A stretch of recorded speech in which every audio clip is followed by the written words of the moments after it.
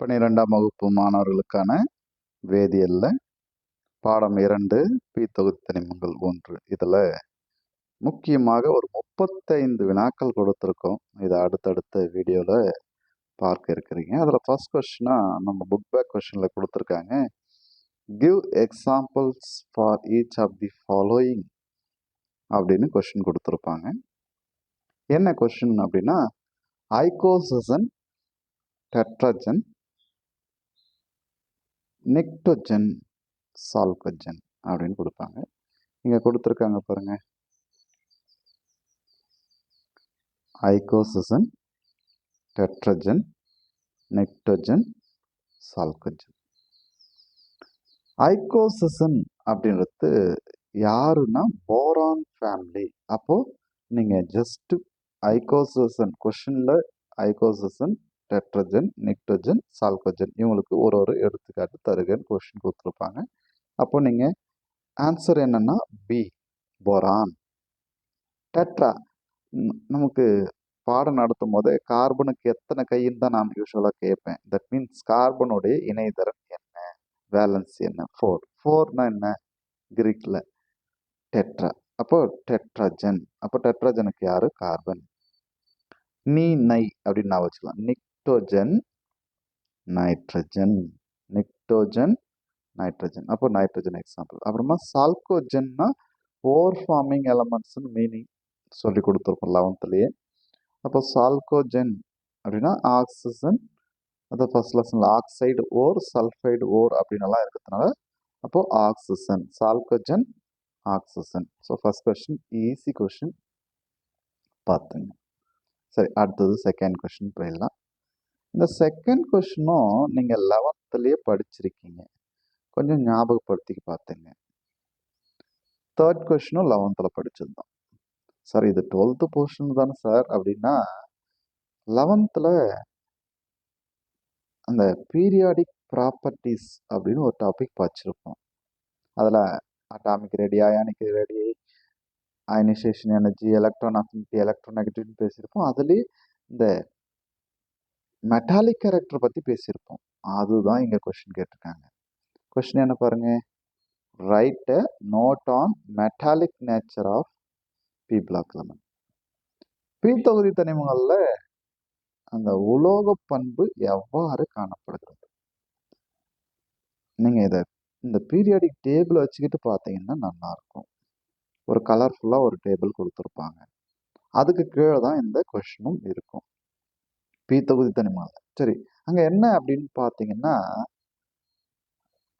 அந்த பி தொகுதி தனிமங்கள் 13லிருந்து 18 வரைக்கும் அமைந்திருக்கிற அந்த 6 தொகுதிகளில் ஒரு குறுக்காக ஒரு மூலைவிட்டம் கோடு போட்டீங்கன்னா, அந்த கோட்டிற்கு மேல இருக்கிறதெல்லாம் அலோகங்களாகவும், கோட்டிற்கு கீழே இருக்கிறதெல்லாம் உலோகங்களாகவும், அந்த கோட்டின் மீது அமைந்திருக்கக்கூடிய தனிமங்கள் பொதுவாக உலோக போலிகளாக காணப்படுது. அப்போ இந்த இடத்துல நீங்க என்ன சொல்லணும் அப்படின்னா, பி தொகுதி தனிமங்கள்ல எங்க இருக்கு, 13லிருந்து 18 வரைக்கும் அமைஞ்சிருக்கு.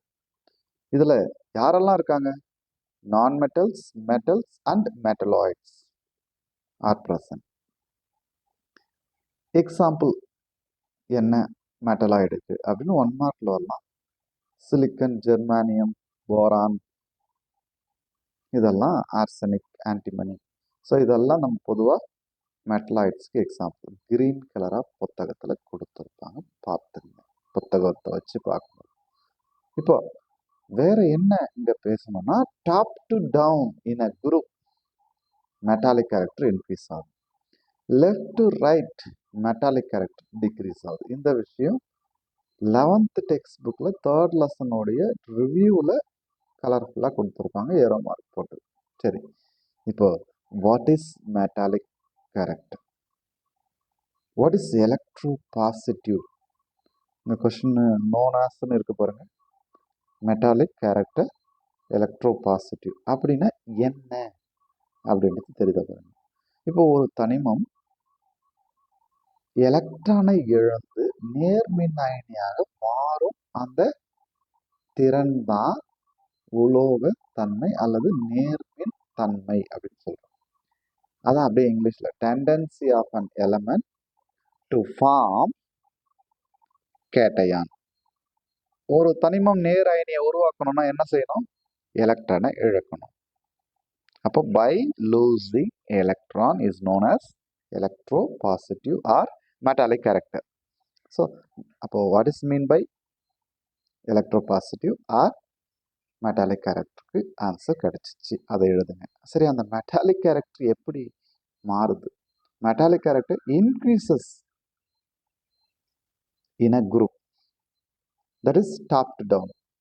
எதனால அப்படின்னா உங்களுக்கு அயனைசேஷன் எனர்ஜி, அதாவது நான் 11th படிச்சிருக்கீங்கன்னு சொன்ன பாருங்க. Ionisation energy top to down என்ன ஆகும்? சைஸ் இன்க்ரீஸ் ஆகுறதுனால அந்த எலக்ட்ரானை நீக்குவது எளிது, அதனால அயனியாக்கும் ஆற்றல் குறைகிறது. So due to ionisation energy decrease. அப்போ decreasing in ionisation energy. So இதுதான். ஸோ இதை எழுதுனீங்கன்னா இது ஒரு 2 mark question. Book back question முதல்ல. புக் பேக் கொஸ்டின் எல்லாம் ஸ்ட்ராங்காக இருந்தீங்கன்னாவே போதும். புக் இன் சைடும் கொடுத்துருக்கோம், புக் பேக் ஸ்ட்ராங்காக இருக்கணும். சரி, அடுத்த கொஸ்டின் போங்க. 3rd கொஸ்டின் பாருங்க. Write a short note on anomalous properties of first element. Anomalous properties of first element of p block. இதே மாதிரி ஒரு கொஸ்டின் நீங்க படிச்சிருக்கீங்க. எங்க படிச்சிருக்கீங்கன்னா, lithium is differ from other elements in the alkali metal. Beryllium is different from other elements in second group, that is alkaline earth metal. அதாவது முதல் தொகுதியிலையும் 2வது தொகுதியிலையும் முதல்ல இருக்கக்கூடிய தனிமமான லித்தியம் மற்றும் பெரிலியம் முரண்பட்ட பண்புகள் யாவைன்னு 11th படிச்சிருக்கீங்க. அந்த பாயிண்ட்ஸே தான் இங்க ஒவ்வொரு தொகுதியில இருந்து மேல இருந்து கீழே இருக்கும் போது எலக்ட்ரான்கள் புதிய ஆற்றல் மட்டத்துல சேருகின்ற விஷயம் உங்களுக்கு தெரியும். அப்போ முதல் தனிமத்துக்கு பார்த்தோம்னா முதல் வட்டத்திலேயோ இல்ல 2வது வட்டத்திலேயோ எலக்ட்ரான்கள் நிரப்பப்பட்டு முடிஞ்சிடும். அப்போ சிறிய உருவளவு கொண்டு இருக்கும். அப்போ first member usually small size. அப்போ small size of the first member, usually first element small சைஸா இருக்கும். ஸ்மால் சைஸா இருக்கிறதுனால அதனுடைய கெமிக்கல் ப்ராப்பர்ட்டியில கொஞ்சம் டிஃப்ரெண்ட் இருக்கு. அதாவது அந்த அயனைசேஷன் எனர்ஜி, எலக்ட்ரான் அஃபினிட்டி எல்லாம் கொஞ்சம் வித்தியாசமா இருக்கு. எப்படி இருக்கு? ஸ்மால் சைஸா இருந்தா அந்த tendency to attract share pair of electron ஹையரா இருக்கும், எலக்ட்ரோநெகட்டிவிட்டி ஹையரா இருக்கும். ஸ்மால் சைஸா இருந்தா அந்த வெளிக்கூட்டு எலக்ட்ரான்கள் அதிக கவர்ச்சியுடன் பிணைக்கப்பட்டிருக்கும். அப்போ எலக்ட்ரானை நீக்குவது கடினம். அப்படின்னா அயனியாக்கும் ஆற்றல் அதிகமா இருக்கும். அதுதான் 2வது point, high ionisation energy and electro negativity.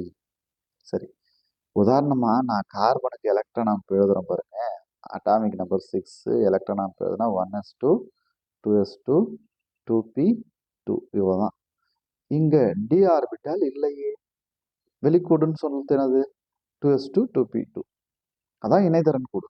So outer shell, valence shell. இந்த valence shell there is no D orbital. அதுதான் 3rd.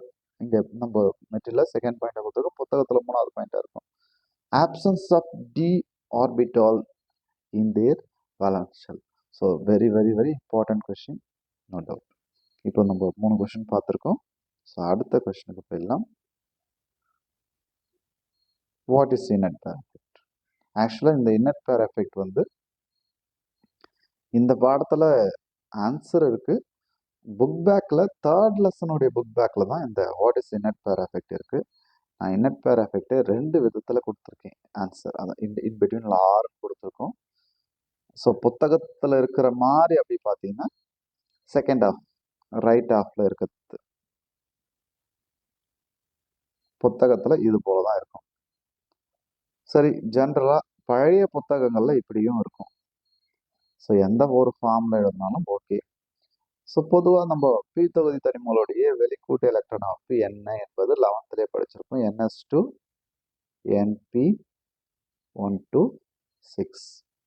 இப்போ இதுல எஸ் ஆர்பிட்டாலில் உள்ள 2 எலக்ட்ரான்கள் நீங்க தொகுதியில மேலிருந்து கீழே இறங்கும் போது அந்த எஸ் ஆர்பிட்டாலில் உள்ள 2 எலக்ட்ரான்கள் வேதி பிணைப்பு உட்படாமல் மந்தத்தன்மை கொண்டவையாக உள்ளன. இதுதான் மந்த இணை விளைவு. நல்ல கவனிங்க. திரும்ப தொகுதியில மேலிருந்து கீழே இறங்கும் போது எஸ் ஆர்பிட்டாலில் உள்ள 2 எலக்ட்ரான்கள் வேதிப்பிணைப்புக்கு உட்படலை. எந்த எஸ் எலக்ட்ரான்கள்? வெளிக்கூட்டு எஸ் எலக்ட்ரான்கள் வேதிப்பிணைப்புக்கு உட்படாமல் மந்தத்தன்மை கொண்டவையாக உள்ளன. அதுதான் இங்கிலீஷ்ல சொல்லியிருக்காங்க. In P block elements while moving down a group, தொகுதியில் மேலிருந்து கீழே இறங்கினீங்க, the outer ns electrons tends to remain inert. அப்படின்னா என்ன? மந்தத்தன்மையா இருக்கு, not involving in bonding. அப்போ do not participate in bonding. பாண்டிங்னா கெமிக்கல் பாண்டிங், பிணைப்புக்கு உட்படலாம். this is called inert pair effect. உனக்கு இது ஈஸியாக இருந்தால் இதை எழுதுங்க.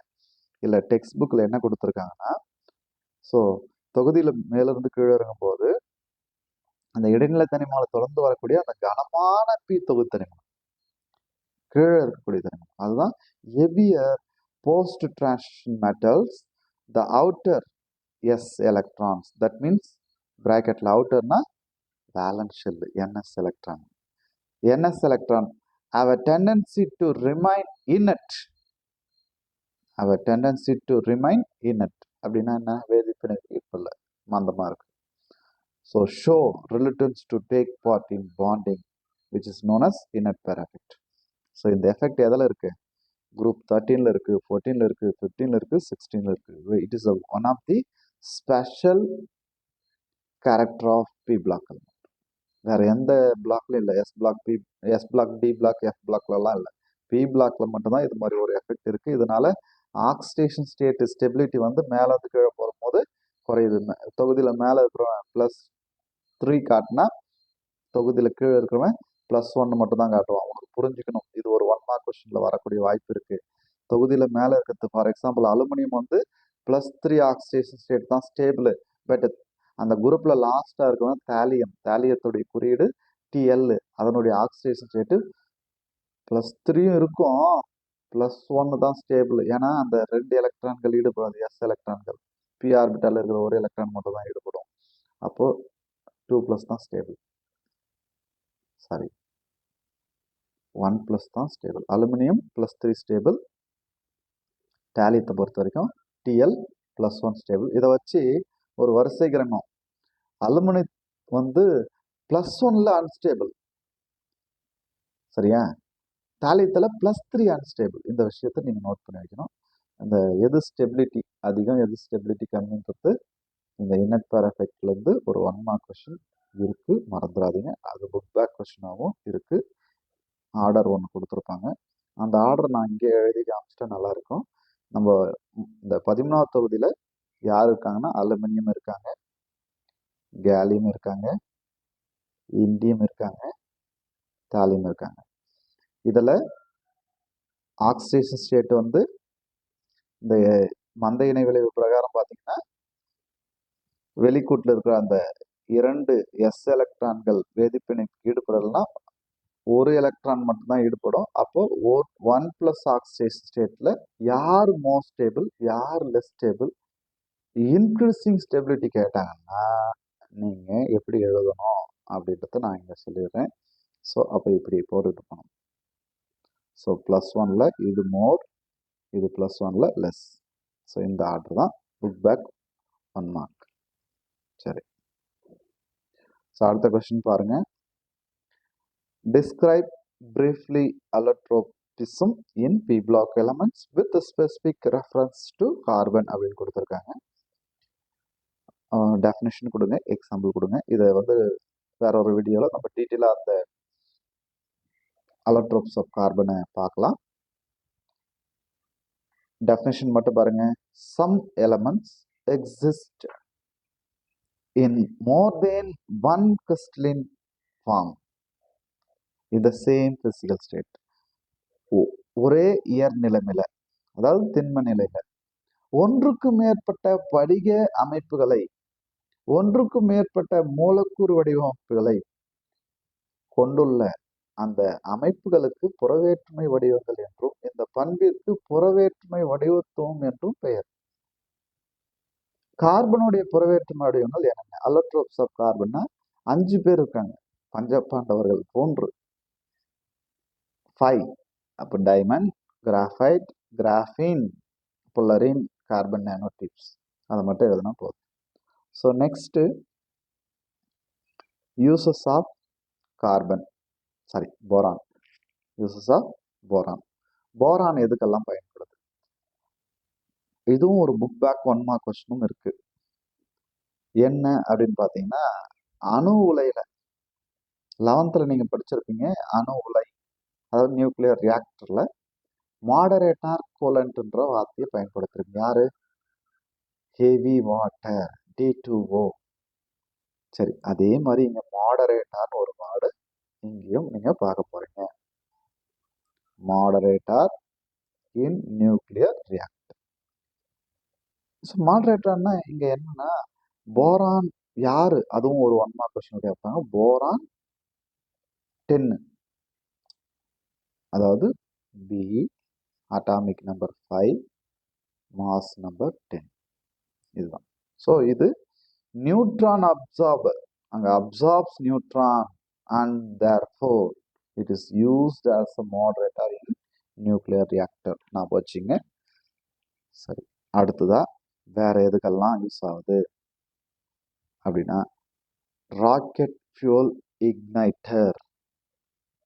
ராக்கெட் ஃபியூல் இக்னைட்டர், ராக்கெட்ல அந்த எரிபொருளை பற்ற வைப்பதற்கு இந்த போரான் பயன்படுது.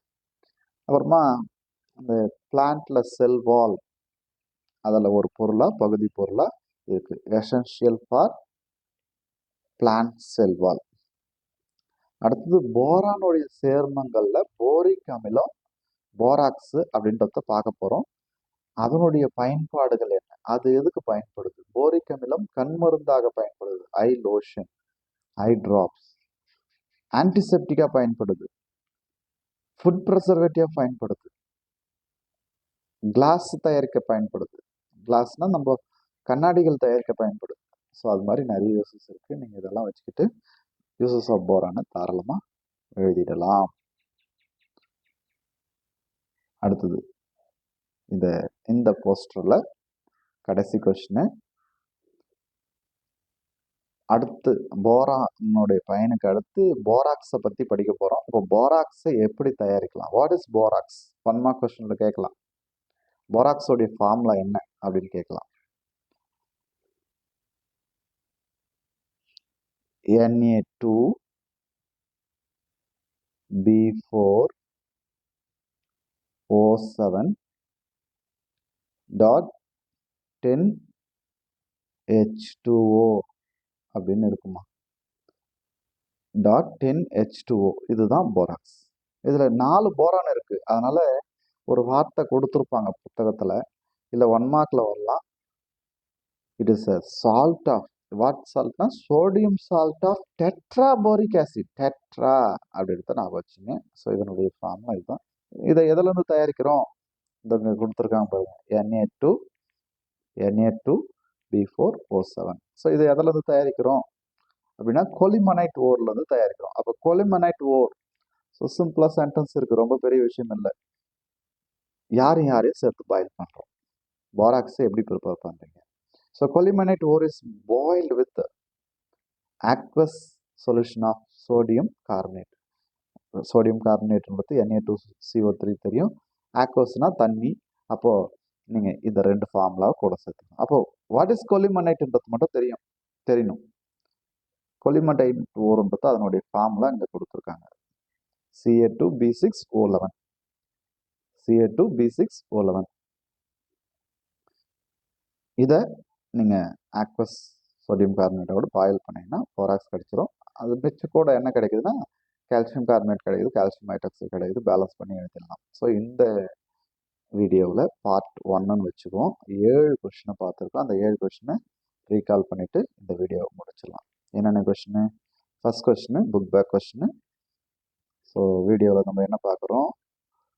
பி தொகுதி தனிமங்கள் 1இல் முக்கியமான வினாக்கள்ல பார்ட் 1ல 7 கொஸ்டின் பார்க்குறோம். அதில் give example for each of the following: icosagen, tetragen, pnictogen, chalcogen. வெறும் ஒரு எடுத்துக்காட்டு எழுதுங்க. ஆக்சுவலாக இது லாக் புக்கில் அந்த பீரியாடிக் டேபிள் வச்சு கூட அதை பார்த்து எழுதிடலாம். போரான் குடும்பம், கார்பன் குடும்பம், நைட்ரஜன் குடும்பம், ஆக்சிஜன் குடும்பம்னா வேற பேர். இது 1 மார்க்காக வந்தால் கூட பார்த்துக்கணும். அதுக்கடுத்து write a note about metallic nature of p block element. அப்புறமா anomalous property of first element of P block. அதுக்கடுத்து what is inert pair effect. இந்த பாடத்தில் புக் பேக்கில் கொஸ்டின் இல்லைனாலும் தேர்ட் லெசனில் புக் பேக்கில் இருக்குது, அதனால தான் இங்கேயே கொடுத்துருக்கோம். அதுக்கடுத்து புக் பேக் கொஸ்டின், 5th கொஸ்டினும் புக் பேக் தான், அல்லோட்ரோபிசம். இது டீட்டெயிலாக 5 மார்க் கொஸ்டினாக கூட கேட்கலாம், அது வேற ஒரு வீடியோவில் போட்டிருக்கேன். யூசஸ் இந்த பாடத்தில் ஒரு கொஸ்டின் ரிப்பீட்டடாக வருது, மறந்துடாதீங்க. செகண்ட் லெசன் எடுத்துக்கிட்டா ஒரு 75% யூசஸ் ஒரு கொஸ்டின் வருது கொஸ்டின் பேப்பரில் பார்த்தீங்கன்னா. இல்லை மினிமம் ஒரு ஈக்குவேஷன் வருது. ஸோ அதனால் ஸ்ட்ராங்காக இருக்கணும். ஒரு 4-5 யூசஸ் இதில் ஸ்ட்ராங்காக இருக்கணும். அதனால் யூசஸ் ஆஃப் போரான் கொடுத்துருக்கோம், படி. அடுத்ததான் ஈக்குவேஷன் ஃபார்மில் அப்படின்னும் போது ஒரு 10-15 ஈக்குவேஷன் படிக்கணும். அதில் ஃபஸ்ட்டு ப்ரிப்ரேஷன் ஆஃப் போராக்ஸ் கொடுத்துருக்கோம், படிங்க.